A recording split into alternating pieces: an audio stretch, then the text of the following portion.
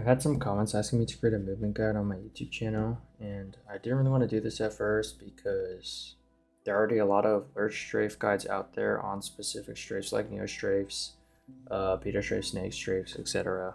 Um, but given the current state of the game, how it's just, rank just sucks right now, and I just don't really have the motivation to grind and play matches and go for clips. When I do want to play the game or when I do want to play games in general. So I've decided to make a movement guide. That being said, the purpose of this guide is slightly different. It's more focused on granting you a broader understanding of Lurch as a whole and how to use it to redirect your momentum so that you can navigate the map exactly like how you would move normally, just faster. The next few minutes are going to be about how Lurch works in an aim to allow you all a better understanding of how to use it to manipulate your momentum. I may reference things I say here later, so it will be a good idea to watch it. However, if you want to skip directly to the inputs required to do specific Lurch strafes, you can skip to the timestamp shown on screen. So what is Lurch? Lurch is essentially a momentum change that you can input 0.4 seconds after you hit the jump key. Lurch also scales with how fast you hit it after jumping.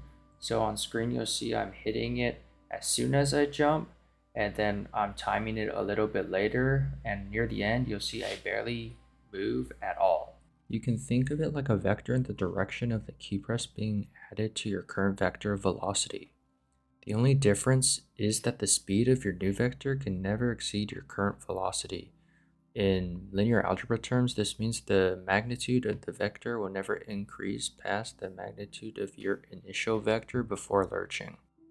You can lose speed while lurching if you try to momentum change off a single lurch or key press that surpasses a specific angle. The larger the angle of change in a single lurch, the more speed you will lose. So pressing D in the air while moving forward will lose a little speed, but pressing S and D in the air while going forward will lose a lot more speed. One last small thing about Lurch is that it only applies on key press. Releasing or holding the key will not continually press lurches in that direction. The vector which is used to change your momentum is also based on all the sum of your keys pressed, not just the press that initiates the lurch. So to create a lurch to the left, you can simply press A, or you can also be holding A and S before jumping and then press W while you are in the air. This is why I'm holding A and D here, so that when I jump, I won't be incurring any lurch because the keys are held down before I jump, and when I release A and press S, I am immediately creating a vector going behind and to the right of me, rather than having to time this at the exact same time, which is a lot more difficult. With all this in mind, we can now understand why it's possible to tap strafe 180 degrees without losing any or very little momentum. Holding A while scrolling up gives diagonal left lurches, and each camera turn makes only a small angle adjustment. These lurches preserve speed, as small enough angle changes don't reduce our momentum. But what happens when we want to change our direction without moving our camera to help our lurch angles? This is where Lurch Strafing comes in. Lurch Strafing is essentially using only our keyboard's digital inputs to complete a direction change while losing the smallest amount of speed possible. The most common way to make an 180-degree turn is by RAS Strafing. Since we need to round out our turn when making a direction change from left to right, we either need to move slightly forward or slightly backwards when turning. These are called forwards and backwards RAS strafes.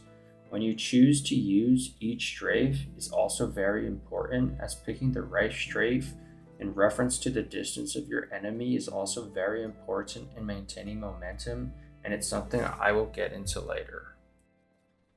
Before we get into the actual inputs, I'm just going to put my key bindings here. Feel free to pause so you know what buttons are doing what on the overlay.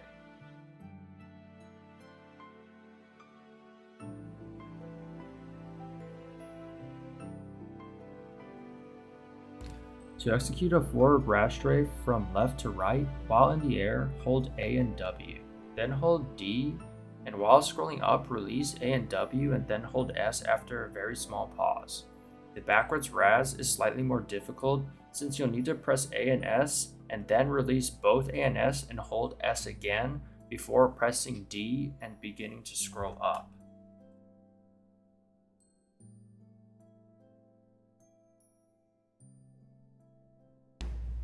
All inputs are mirrored when moving in the other direction.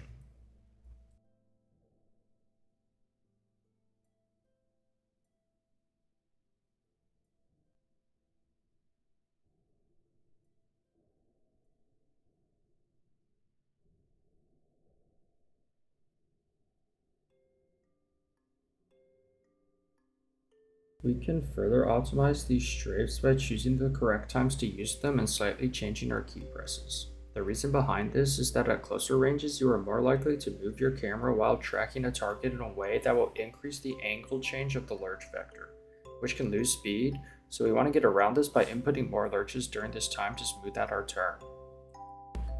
This is why I will actually release my W key before my A key when doing a forwards RAS strafe when close to the enemy. Since as I turn my camera to track the enemy, the angle difference between my forward lurch and my forwards right lurch increases past the original 45-degree difference, moving closer to a 90-degree difference, which causes me to lose more speed. By releasing W before A while scrolling, I will actually be inputting more forwards lurches before inputting my forward right lurches when my camera stops moving as much, which will cause me to lose less speed than not doing this technique. The last thing you can do is to just not do forward RAS strafes while you are too close to the enemy. If you are too close, you are more likely to cause this larger angle change, but doing a backwards RAS strafe will almost always be more optimal the closer you are to the target. You can also use some keyboard settings to help you optimize your RAS strafes easier. For example, if you have a looting keyboard, you can use a trick to help you basically optimize your forward RASs and make backwards RASs much easier. On the looting, you will just need to turn on rapid trigger and under advanced settings, turn on continuous rapid trigger and separate press release sensitivity. Then select your W and S keys as the only movement keys that have rapid trigger applied. This works because normally you would have to wait till the key is returned to its actuation point before it is recognized as being released. With these applied to W and S, you can guarantee that W is always released before A and D if you release them at the same time, since with rapid trigger turned on, as soon as the key rises past 0.15 millimeters at the highest sensitivity, the key is recognized as released.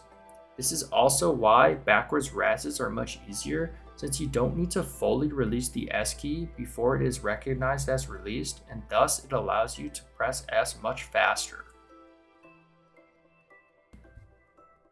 In terms of keybinds, just do what is most comfortable for you. Most people like to practice this with a 1-3-1 grip, which is essentially the index finger on mouse 1, middle finger on the scroll wheel, and ring finger on the mouse 2 button. And while I do use this grip, I actually use spacebar to shoot while I am lurch strafing, mainly because I also use my mouse side button to crouch, and I don't want to be putting so much pressure on my mouse while I'm lurch strafing.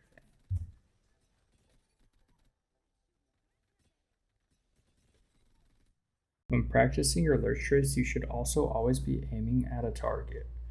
This will help you not move your camera in ways that will help benefit your lurch angles so that you can maintain more momentum and force you to use the correct technique and timing. You should also make sure that you're not trying to practice too much at once. There's no point in trying to do a forward RAS strafe chained into a backwards one if you can't even do a backwards one without losing momentum. Start off with smaller blocks and work your way up. Once you're adept enough with the strafe techniques, the last step is just moving. Instead of practicing moving back and forth in a neo strafe or snake strafing, Imagine how you would move in a gunfight to chase a target and retreat, or start incorporating other movement tech in with it and think about how best you can adjust your direction into another one while losing the least amount of speed. You won't be necessarily doing RAS strafes or backwards RASes, but could be an amalgamation of multiple different things. This will help you understand how Lurch works intuitively and make moving with Lurch just like moving without it.